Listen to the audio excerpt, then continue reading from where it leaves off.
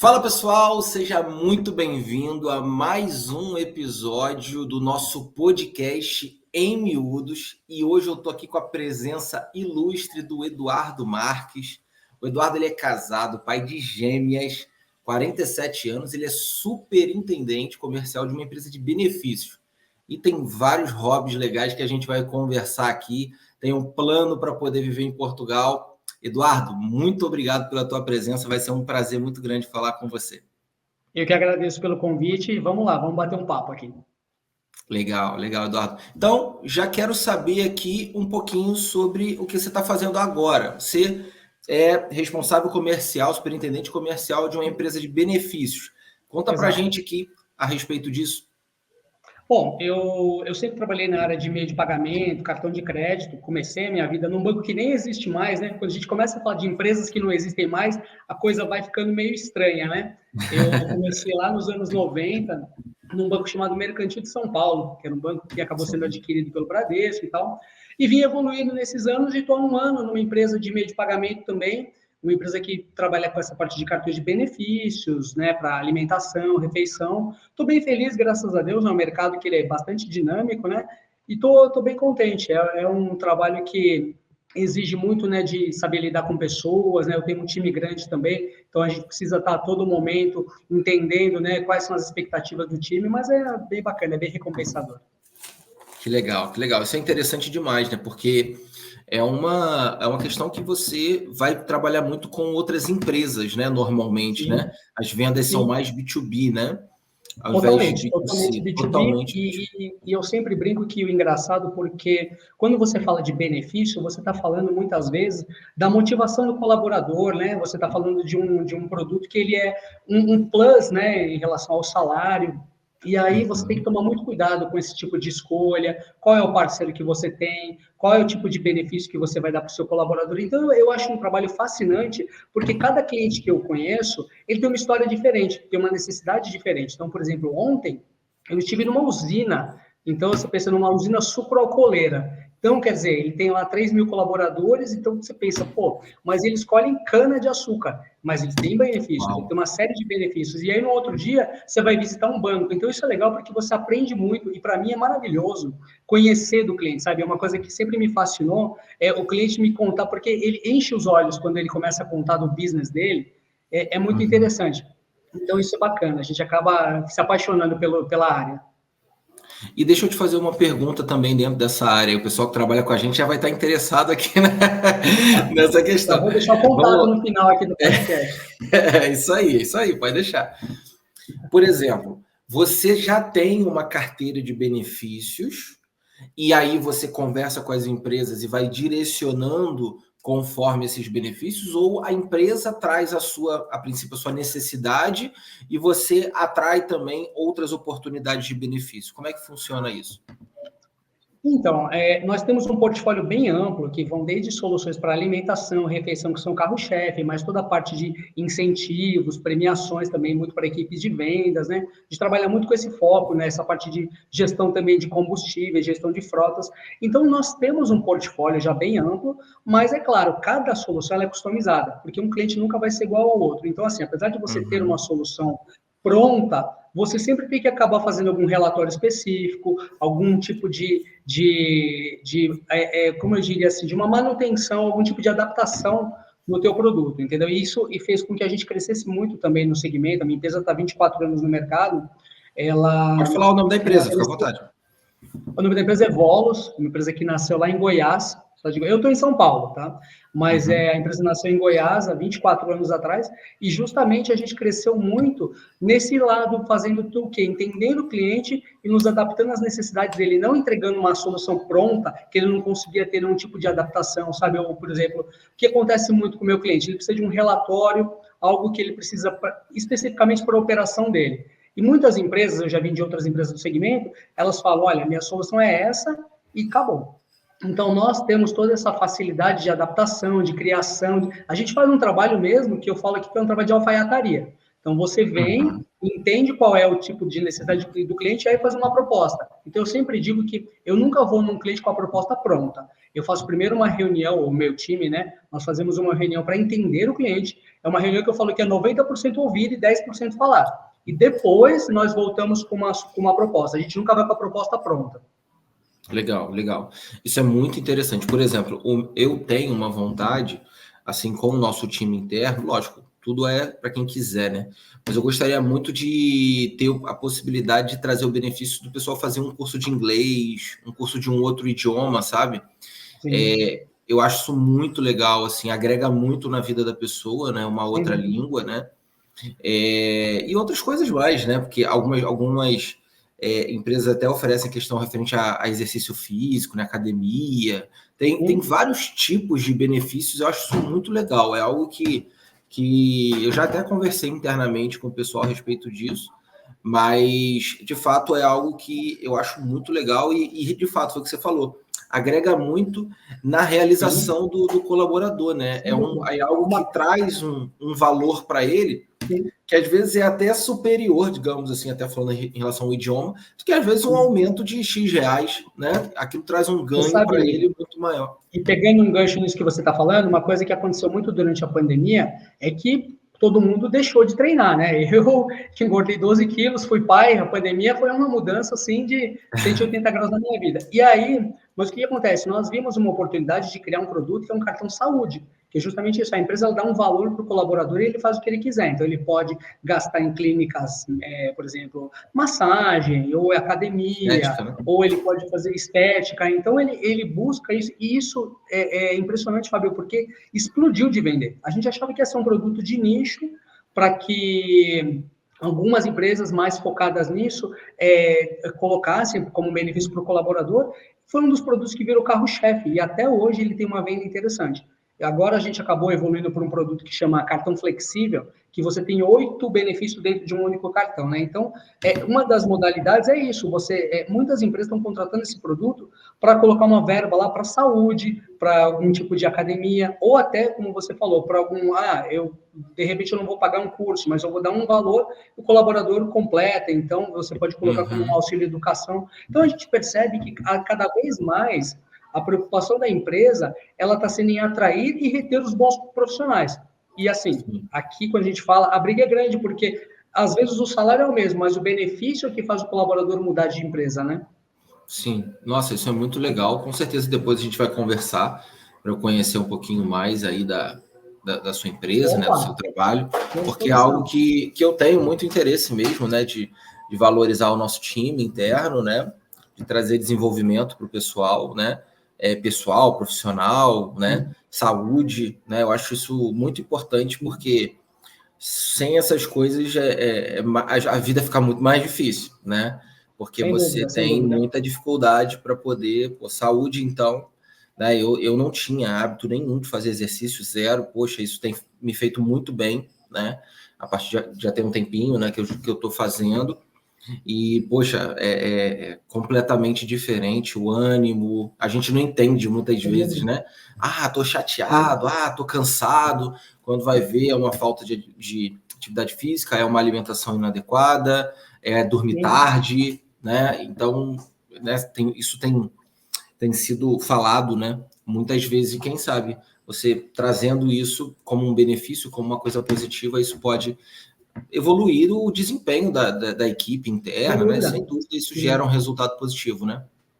E é interessante, a gente percebe, a gente tem estatísticas, né? Eu converso com várias empresas e eles sabem que isso não é um gasto, isso é um investimento que a gente faz no colaborador, né? Porque o colaborador feliz, ele trabalha melhor, ele fica com você mais tempo. E como você falou, sabe, quando você cuida da saúde, quando você consegue ter uma alimentação bacana, quando você consegue treinar, a produtividade aumenta. E uma coisa que você falou que acontece muito comigo às vezes eu tô cansado, mas se eu não vou treinar, porque quando a gente vai treinar, parece que a gente tem um cansaço positivo, né? Não é aquele peso. Então, você tem aquela sensação de dever cumprido, né?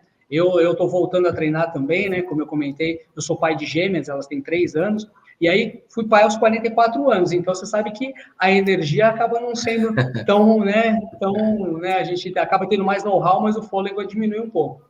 E para mim tem sido importantíssimo treinar, porque senão eu não consigo levar essa minha vida de trabalho e ser um pai presente, né? Ser um pai que está ali brincando o tempo inteiro, porque as duas ferinhas lá têm muita energia, né? É isso aí, é isso aí.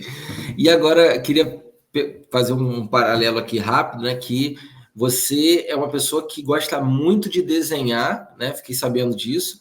E isso te criou um hobby que é o hobby de fazer tatuagem, é isso? De ser tatuador? Uma coisa puxou a outra, é Cara, isso? isso é uma coisa, isso é uma coisa que eu comento, as pessoas falam, nossa, nem imaginava. Eu desenho há muitos anos, tá? Eu desenho desde os 10 anos de idade e já fiz aula, fiz mais de 15 anos de aula de desenho e fiquei parado muito tempo, tá? Então, assim, a gente acaba, né? A vida adulta, eu falo que ela é bom ser adulto, mas a gente vai esquecendo algumas coisas da infância. E acabei não desenhando mais, fiquei um tempo parado. E durante a pandemia, né, a gente ficou completamente sem o que fazer, né, naquele início da pandemia, e eu falei, pô, preciso fazer alguma coisa, alguma válvula de escape. E aí eu tenho um grande amigo que é tatuador, e ele falou assim, por que você não aprende a tatuar? Eu falei, não, mas não tem nada a ver. Eu falei, eu sei desenhar no papel. Ele falou, não, faz um hobby aqui. E ele tem uma escola de tatuagem. E aí ele falou, não, vou te ensinar a tatuar aqui. E aí eu peguei umas vítimas lá, a primeira vítima foi meu irmão, e assim, deu super certo, ficou super bom. E aí eu acabei entrando mesmo como um hobby, isso, eu faço tatuagem agora em vários amigos, mas não é minha profissão e assim, eu não consigo conciliar, mas eu brinco que quando um amigo meu pede para ser tatuado, ele tem que ter paciência, porque o tempo vai ser aquele tempo disponível, vai ser algum final de Aham. semana, alguma coisa assim, mas virou um hobby. Que curioso, né? Curioso. Eu conheço uma pessoa também que é um exímio desenhista e ele também foi para esse lado da tatuagem, né? É difícil, né? Porque o desenho, acho que, não sei, eu gostaria de ouvir a tua opinião a respeito disso. Como que é o Uhum. mercado, por exemplo, uma pessoa que tem esse talento para desenho? Quais são as profissões, as áreas normalmente que essa pessoa pode direcionar para poder, né, ter como profissão definitiva, ganhar? É mais para a questão de artes ou existem outros caminhos interessantes, né, além, lógico, da questão da tatuagem, que é muito forte hoje em dia também?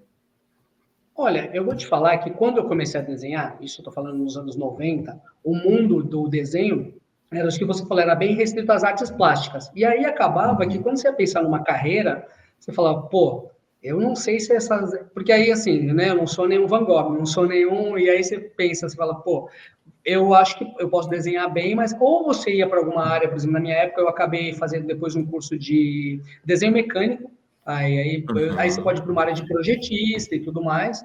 Não fui, tá? Acabei, como eu te falei, acabei indo para a área financeira, a área comercial, mas você pode ir para uma área de projetista, alguma coisa assim. Hoje em dia mudou muito. Hoje em dia você tem muita gente que começou na arte tradicional, no desenho, e ela acaba migrando ou para tatuagem, ou o que acontece? A gente tem uma coisa maravilhosa hoje em dia que são as redes sociais, né? Então, hoje, às vezes, um artista que trabalha, eu conheço alguns que trabalham em algumas vertentes, então, por exemplo, que são especialistas em aquarela, ou são especialistas em óleo, tinta óleo, né? Que eles acabam conseguindo ter milhares de seguidores e por isso eles conseguem vender a arte deles. Então, eles conseguem sobreviver bem com isso. Mas no passado você não tinha rede social, então era mais difícil. Confesso que Sim. acabei, talvez, eu brinco que se eu tivesse nascido, se eu fosse mais jovem, talvez eu tivesse seguido, porque hoje você tem ferramentas para divulgar teu trabalho, né? E hoje, Sim. assim, são profissões. E o preconceito diminuiu muito também, né, Fabio? Quando a gente fala de tatuagem, quando eu fiz a minha primeira tatuagem, eu tinha 20 e poucos anos, a minha mãe quase desmaiou. Hoje em dia, não, é uma coisa super normal. Você vai ter uma pessoa independente da idade, da profissão dela, né? Porque falava assim, é porque depende da profissão, você não pode ter tatuagem. Hoje em dia, não, né? É. Então, isso também aumentou muito o público. Você tem estúdios maravilhosos, se profissionalizou demais também, né? Depois eu vou te mandar uns Sim. desenhos aqui das minhas tatuagens para você ver o nível. Sim. Tem umas tatuagens assim que às vezes é o braço inteiro, né? Que às vezes tem uma imagem, uma coisa que parece até meio 3D, né? Hoje em dia as coisas Sim, estão de sim, altíssimo nível mesmo a parte de desenhos, e você disse sim, muito bem, a sim. questão da rede social, né? Ela potencializa, né? Então, se você fazia uma coisa Sim. que era muito local, hoje você não tem limite, você pode estar fazendo um trabalho para qualquer pessoa em qualquer lugar do mundo, né? Sim, sim, eu tenho isso amigos é... que trabalham... Perdão, desculpei, perdão, pode Não, continuar. não, isso é fantástico. Que eu ia falar que isso é fantástico porque você consegue, sabe, não tem limite, não tem fronteira, né? Você alcança qualquer lugar, Sim, qualquer pessoa. sim, e hoje você, e mudou muito, né? Porque hoje você, como eu falei, a rede social te possibilita divulgar teu trabalho, você consegue fazer agendamento, você consegue. Hoje em dia, eu diria que o artista, se ele não tiver uma comunicação digital boa, ele pode ser a diferença entre o sucesso e o fracasso, porque não adianta ele ser um artista maravilhoso se ele não conseguir divulgar o trabalho dele, né? Exatamente. Não, sem dúvida, sem dúvida. E você tem um outro hobby também, que é andar de moto. E tem um projeto aí que é Motociclista. conhecer o mundo inteiro de moto, é isso mesmo? Esse é um projeto antigo que eu tenho aqui, eu e meu irmão também é motociclista.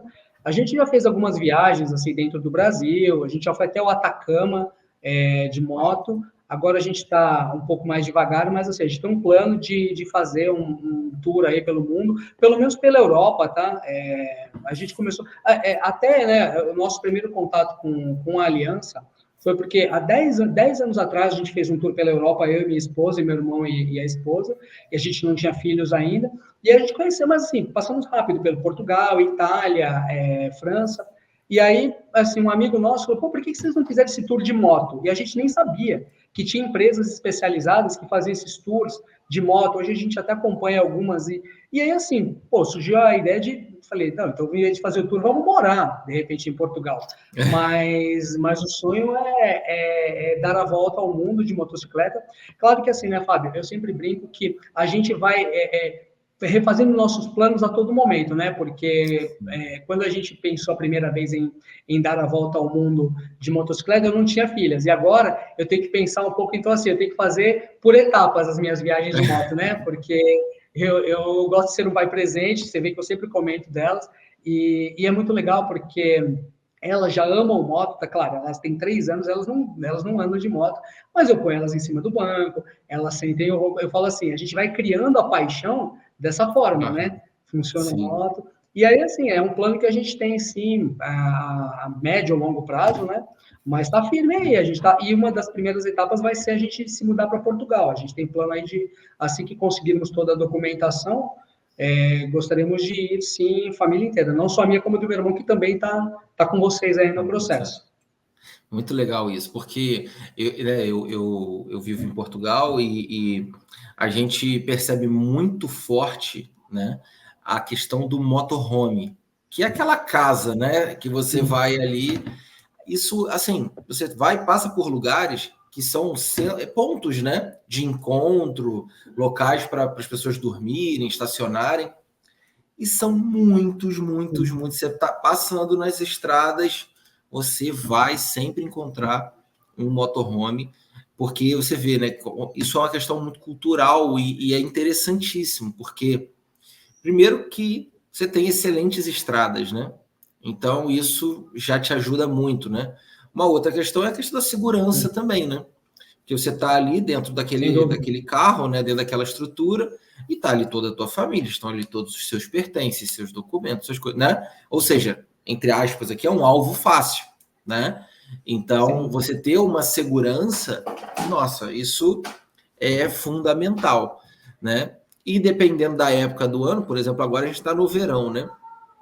Então, Uhum. poxa, você tem luz do sol até 10 da noite, né? Sim, sim. Então, 9 da noite, 9h30. Então, E você sabe que o interessante, né, você comentando sobre motorhomes, é uma das coisas que a gente pensa daqui a uns anos, eu e meu irmão ir de moto e as esposas com as filhas indo na equipe de apoio. Então, justamente no motorhome, onde a gente vai de moto, as esposas vão dirigindo.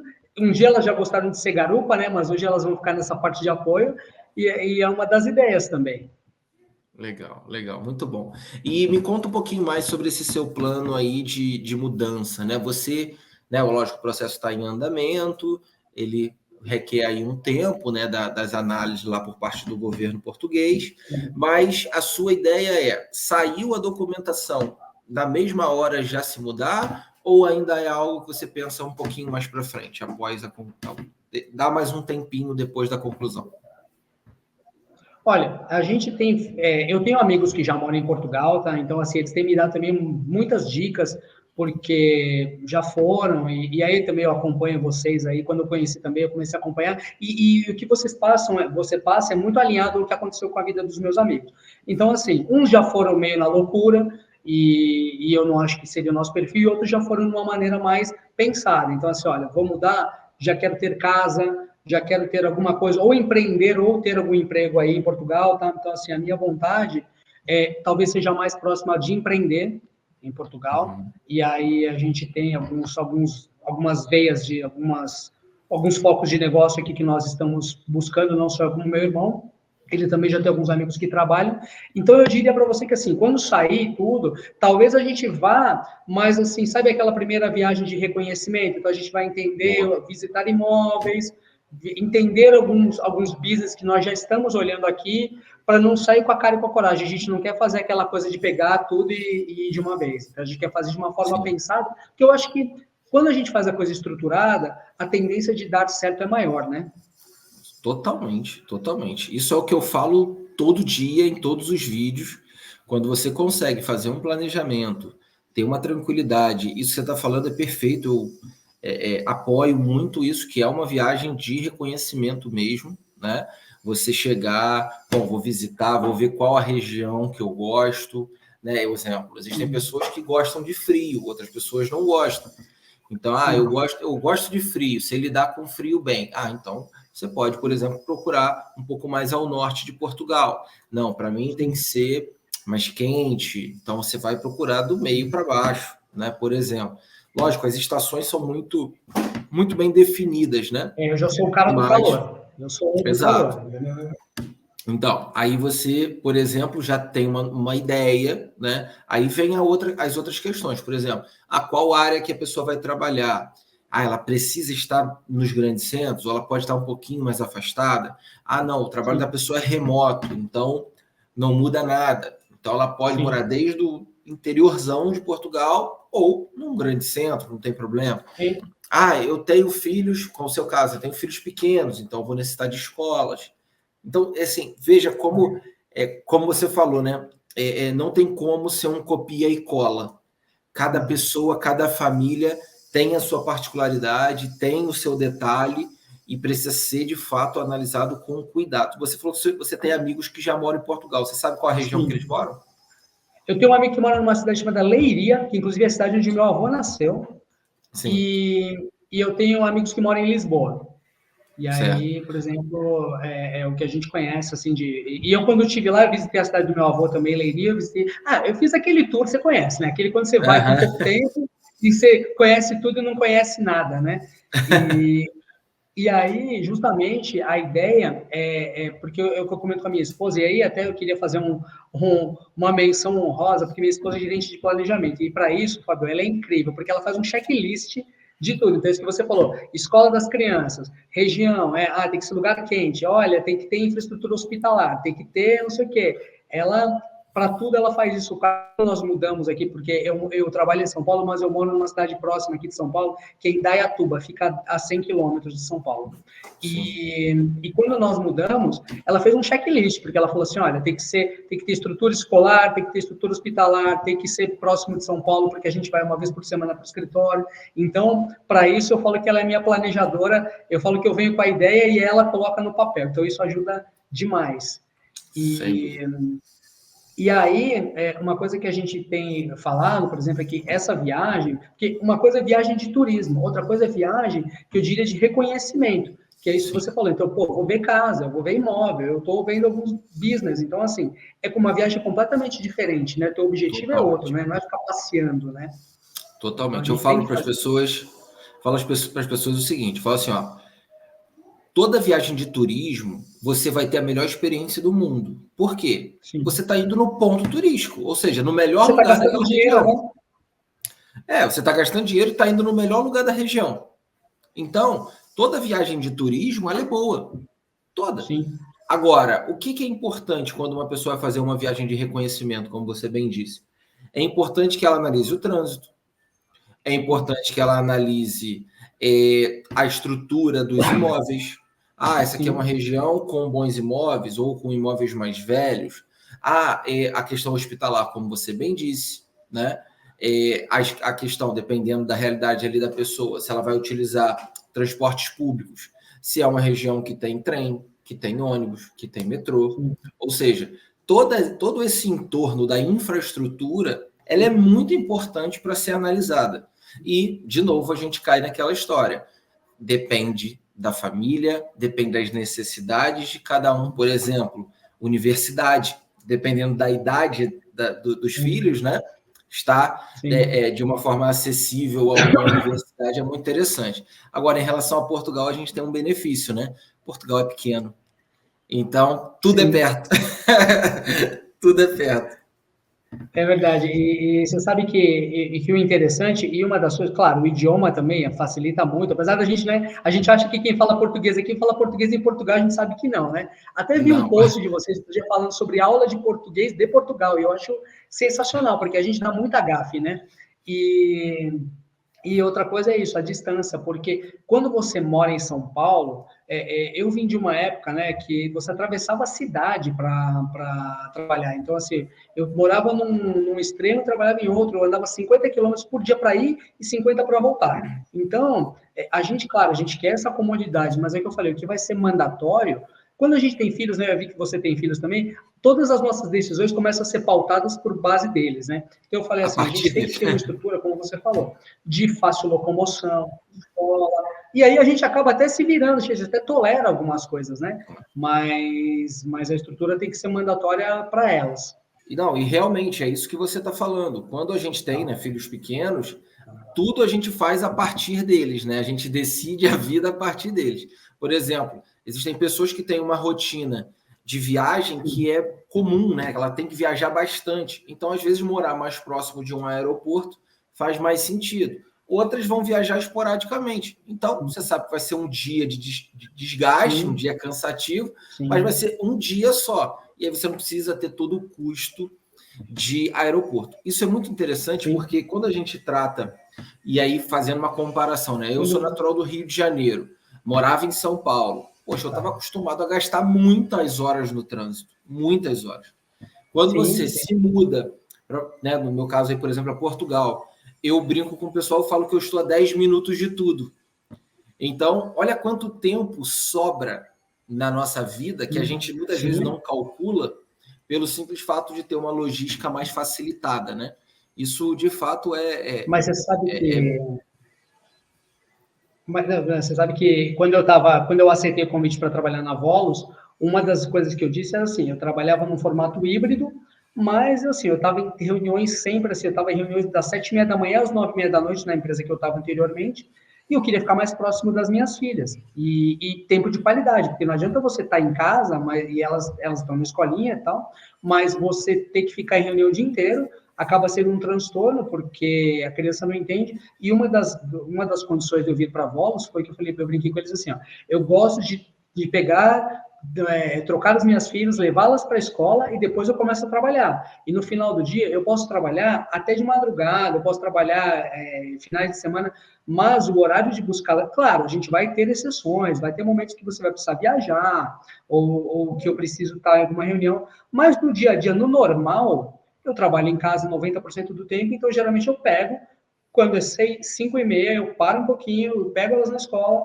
volto, busco e depois eu volto a trabalhar. Cara, isso não tem preço, sabe? Assim, são 3 anos que eu tô nessa vida e não tem preço, sabe? Assim, a conexão que a gente criou, por isso, é fantástica. Por exemplo, ontem eu tive um compromisso e não pude buscá-las na escola e elas reclamaram. Papai, você não veio me buscar na escola. Então, a conexão que você tem é fantástica. Muito bom, muito bom.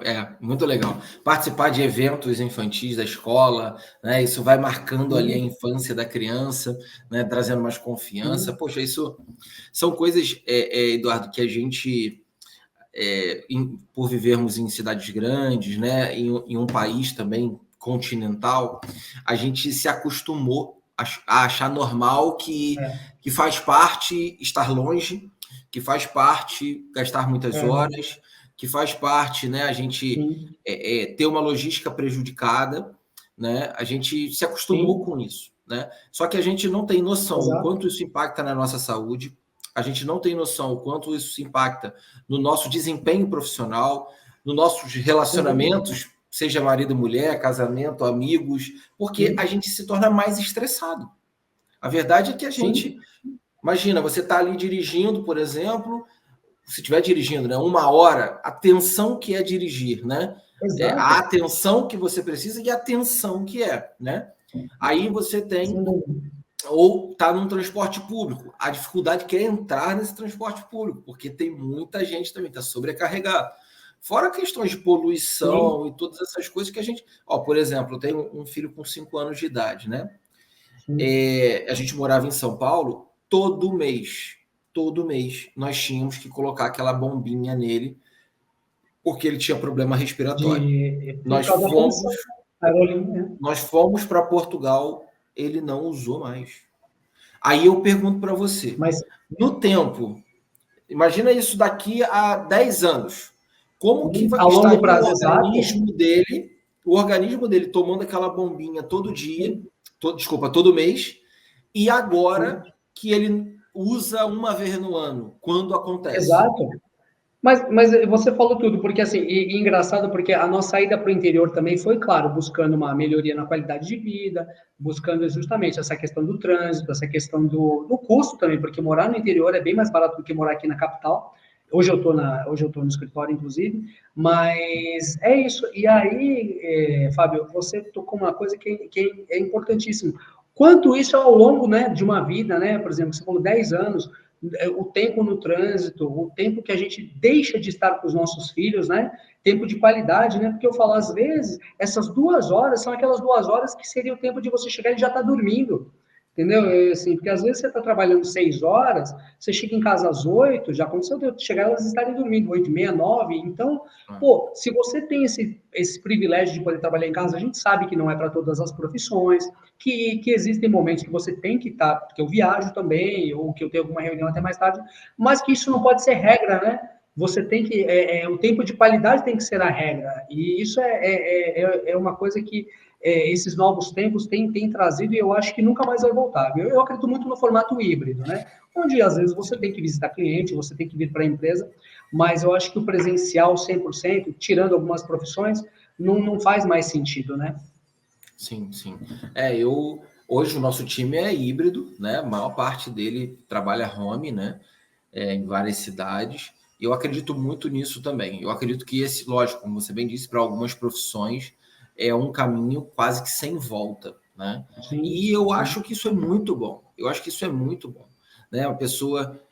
porque quando a gente trata de Brasil, né? A gente tem um agravante aqui, que não é só o trânsito, é a segurança. Sim. Então, quando você... vou sair do trabalho 6, 7 horas da noite, 8 horas da noite. Você pode ser assaltado. Você pode passar por uma sabe? Aí você fala assim, cara, vale a pena isso, né? Então, é muito ruim. É uma pena, né? Eu digo isso com muita tristeza. E sempre quando eu falo do Brasil, né, pelo fato de eu estar fora, às vezes a pessoa acha, você está falando que você está fora. Eu falo isso porque eu amo o Brasil. Eu sou apaixonado pelo meu país. E eu falo essas coisas com tristeza. Eu falo isso com muita tristeza. O Brasil tinha que dar muito certo. Ele tem potencial para dar muito certo. Mas ele não dá. Esse é o fato. Infelizmente, em muitas áreas, não em tudo, mas em muitas áreas, ele deixa muito a desejar. E principalmente quando a gente está tratando em qualidade de vida, em segurança, né? Às vezes, dependendo do caso, no fator de saúde, no fator de educação, ou seja, aqueles princípios básicos, né? Que a gente... que todo mundo precisa no fim das contas, né? Você vê, tudo que você falou que é importante você estar perto em Portugal, são todas essas coisas. Um hospital. Exato. Né? E outra, né? E assim, a questão é o custo, né? Porque você acaba tendo um serviço de qualidade e um custo menor, né? Quando você está falando por exemplo, o brasileiro padrão, né? A família de 4 ou 5 pessoas, você tem um custo considerável, né? Porque você tem a educação, você tem a saúde, porque você tem que ter a assistência médica, você tem que pagar o colégio. Então, quando você começa a colocar isso na ponta do lápis, é o que você falou. Infelizmente, a gente não tem um serviço de qualidade aqui, né? Então, os impostos, eu não vou entrar nesse lado, mas assim, os impostos que a gente acaba recolhendo aqui, a gente acaba não conseguindo, e por isso que muita gente está indo para fora, né? Muita gente que eu conheço foi para Portugal por esse motivo. Sim, sim. A gente paga muitos impostos e não tem um bom serviço, e aí a gente tem que pagar de novo o privado, né? Exato. Então, no fim das contas, a gente... E isso é uma coisa, Eduardo, que você vai perceber isso, né? Você já tem experiência de ter estado em Portugal, mas é uma das coisas que mais chamam a atenção das pessoas, é a questão do poder de compra. Por mais que Portugal tenha salários baixos em relação ao restante da Europa, Portugal, você tem um poder de compra muito interessante, porque você, com muito menos, você consegue conquistar, comprar muito mais. Você vai comer melhor, você vai se vestir melhor, você vai comer conseguir melhor, vai adquirir... tomar vinhos maravilhosos. Você consegue adquirir bens que você teria que trabalhar muito mais no Brasil, por exemplo, para poder adquirir aquilo. Recentemente eu tive essa experiência. Meu irmão, ele é corredor, né? Assim, amador, mas gosta de fazer corrida de São Silvestre, essas coisas. E ele falou para mim assim: Fábio, vê para mim um tênis X lá que eu queria saber, ter uma ideia, né? Meu irmão mora em São Paulo. Mas assim, muito mais caro no Brasil.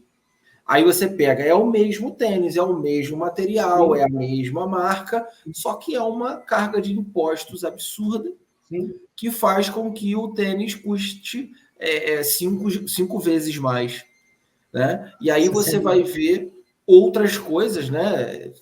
Aparelhos eletrônicos, aí você fala, meu Deus, carro, e assim vai. Trazendo esse comparativo para o mundo das motos, que aí eu estou bem familiarizado com preços, eu lembro que quando eu estive na Itália, em 2012, eu vi uma propaganda e estava assim, Ducati, o modelo lá de uma Ducati, que eu acho uma moto maravilhosa, mas que é totalmente proibitiva aqui no Brasil, porque se quebrar uma peça, você tem que vender um rim, e aí estava lá assim, 10 mil euros. 10 mil euros. E aí a minha mulher falou assim, tá 10 mil euros essa moto que custa 100 mil lá no Brasil, isso em 2012, tá? Tô falando 12 anos atrás. Então agora eu não sei qual é o preço da moto. Mas eu falei para ela assim, mesmo você fazendo a conversão, o preço é absurdo. Por quê? Porque você tem uma carga tributária gigantesca, porque você tem... E o empresário tem que lucrar. Claro que ele vai, né? Mas assim, é o que você falou. Então, assim, a mesma moto, por exemplo, eu tenho certeza que na Itália a Ducati também é uma marca premium, mas é uma marca premium acessível. Aqui não, aqui ela é uma marca premium para milionários. Então, você tem que ter até isso. Então, hoje, né, quando eu tenho uma Harley Davidson, mas quando você vai fazer qualquer coisa na moto, você hoje, por exemplo, todos os preços são em dólar. Então, qualquer peça que eu compro é dolarizado. Então, você tem que ter essa preocupação. Na Europa, nos Estados Unidos, você já não tem isso. Entendeu? Então, quando você coloca na ponta do lápis, a economia é gigante. Eu me lembro, Eduardo, e foi uma questão curiosa, que o brasileiro é muito engraçado, né? Gosta muito de brincadeira e tal, né? A gente é um povo muito, muito bem-humorado. E eu me lembro, quando eu fui comprar o carro, né? Eu, com aquela cabeça de brasileiro, lógico que é piada, mas o pessoal, eu espero que não me leve a mal. A gente brinca muito com carro francês, né? No Brasil, né? Sim. Tive um Peugeot, tive um Citroën, um Renault, aí quebrou, não sei o quê. O pessoal brinca muito com isso. E aí você sabe que eu fui piloto de prova, eu tive um que quebrava demais. Eu tive um Peugeot, não sei, eu tive que quebrava demais. Eu sei que as histórias, pelo menos na época, eram verídicas. Sim, sim. Igual o pessoal falava do maré, que incendiava, sei lá, aquela coisa toda, né? Então, assim, o que acontece? Eu fui numa loja e tal, e aí me mostraram lá e era um carro, um Citroën. Aí eu brinquei lá com o carro, falei, meu Deus, carro francês, aquela coisa do brasileiro, né? Sabe o que eles me disseram? Os carros franceses aqui são maravilhosos. Os carros franceses aqui são excelentes, são extremamente confortáveis, não quebram, não sei o quê. Aí a gente começa a pensar. Ali, você está do lado da fábrica. A França é do lado. Sim. É muito perto. Né? Ali você tem boas estradas, como eu falei. A questão do combustível, que a gente muitas vezes sempre falou, né, que o combustível às vezes vem lá bem batizado, aquela coisa toda. Então você tem um bom combustível. Eu tomei um susto, Eduardo, sendo muito sincero. Sabe qual é a quilometragem média dos carros usados? 150 mil quilômetros. Porque vai aparecer uma pessoa aqui, né? 200 mil quilômetros rodados. Você imagina uma pessoa no Brasil comprar um carro com 200, 300 mil quilômetros rodados? Impensável. Uma pessoa querer comprar um carro desse. E como é que pode Imagina. você estar num outro país e o Acima de cara 100 com mil carro a gente já não compra, não é verdade? já fica preocupado. Já fica muito preocupado acima de 100 mil. E lá a negociação em lojas assim, né, de revendas, Sim, carros de 200 mil, 300 mil quilômetros sim. rodados, você vai ver o carro, aí você fala, meu Deus, o que sobra para a gente no fim das contas? Loucura, né? Sim, quando você vai ver, então, e começa a ficar uma coisa proibitiva. Você sabe que eu até, baseado nisso, nessa coisa de custo de manutenção e tudo mais, eu parti para um modelo agora de assinatura. Eu estou assinando, então eu não tenho mais carro. Eu vendi e estou agora com assinatura de carro. Você também tem? Eu tinha, no Brasil, meu carro era por assinatura. Era alugado também. Eu não estava com carro próprio, não. Eu estava também no Ah, Brasil com o carro alugado. porque você sabe como você vai olhar a desvalorização do teu carro. Aí você tem que pagar IPVA, é o que a gente está falando, tem que pagar seguro. Eu olhei e falei, tá tudo dentro do valor da assinatura. Eu fiz uma assinatura que sai bem mais barato. Exato. Você não tem a depreciação, deu problema, você troca o carro, né? Você não tem dor de Exatamente. cabeça mesmo. Realmente. Isso Você está pega um crescendo carro muito no Brasil. novinho, né? Porque eu falei assim, eu preciso de um carro, eu não preciso ter um carro. Eu preciso andar de carro. Então, eu comecei a pensar, falei, não, a gente... Porque também é o que a gente estava falando, tudo isso faz essa gente ter essa decisão muito focada o quê? No racional, no econômico. O gasto de Sim. você manter um carro, hoje ele é muito alto, né? Não, sem dúvida, sem dúvida. E dependendo da realidade que a pessoa tem, né? Muitas pessoas não, saem de carro todo dia, muitas vezes ao dia, ok. Mas outras não, o carro fica na garagem. Só que ele está na garagem desvalorizando. Ele está na garagem depreciando. Exato. Né? Eu tive momentos de. Porque assim, eu visito bastante clientes e tudo mais, mas você sabe que aqui na realidade de São Paulo, como eu te falei, eu ainda trabalho no formato híbrido. Hoje mudou muito, né? Porque apesar de eu gostar de visitar muito cliente, muitos clientes preferem fazer reunião online também. E quando eu comecei a ver, eu gastava assim, você falou, eu era uma pessoa que eu tinha um carro, eu era aquele famoso que tinha o carro de trabalhar, porque era aquele carro de rodar muito, de rodar Sim. 4 mil quilômetros por mês. E desde a pandemia não existe mais isso. Então a gente tem poucas visitas presenciais. E eu comecei a ver, primeiro eu reduzi um carro, aí de dois eu fiquei com um carro só. Aí esse um carro só ficava lá na garagem 80% do tempo, o que você falou, desvalorizando, pegando pó.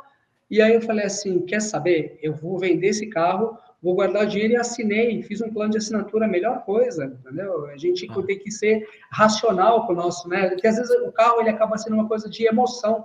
Então, às vezes a gente compra um carro, eu queria tanto ter esse carro, mas eu acabei vendendo e não sinto falta nenhuma. Eu só tenho a moto ainda, né? Eu brinco que para minha esposa, mesmo que eu vá andar só domingo de manhã para tomar um café da manhã, que eu ande 100 quilômetros e volte, eu faço questão de ter a moto.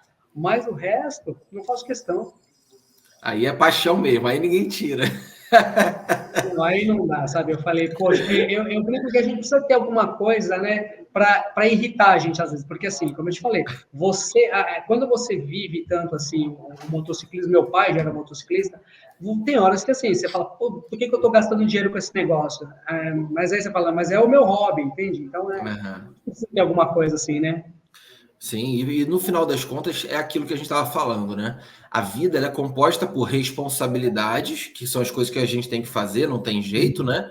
E também pelos prazeres, né? Pelos lazer, pela coisa boa. Então, faz todo sentido, né? A gente ter esse equilíbrio, né?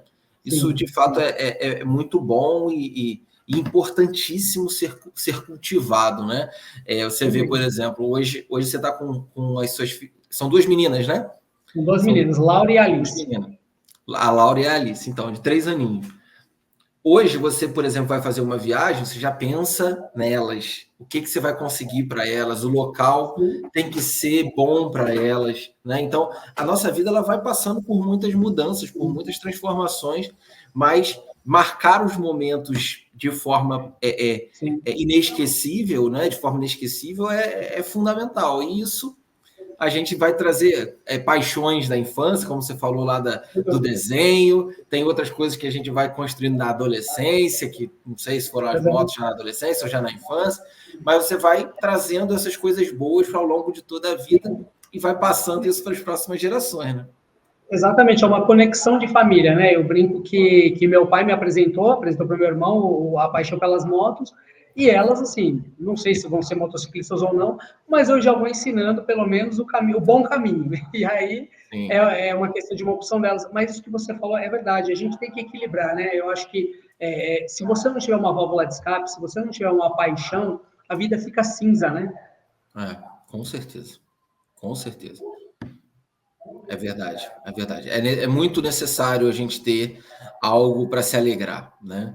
E isso tem que ser uma prioridade, essa é a verdade. Mas, Eduardo, bom, quero te dar um espaço aqui para você deixar o seu recado para as pessoas.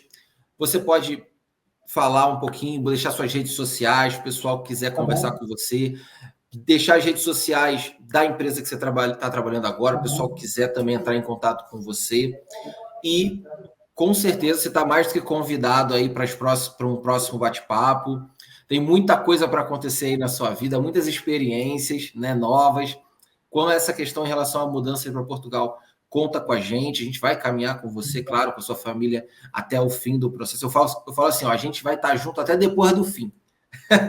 Então, sim, eu já falei eu estava falando para, acho que é Camila, a moça que atende lá, falei, Camila, depois também quero conversar com vocês sobre essa parte de moradia, que eu sei que vocês têm uma assessoria, porque uma coisa é vocês já conhecerem, né? Outra coisa é eu ir lá, como eu te falei, lógico, eu acho que nada vai substituir a nossa ida, mas se vocês já deram uma triada dentro daquele perfil, né, daquele briefing que a gente tiver, ajuda bastante, né?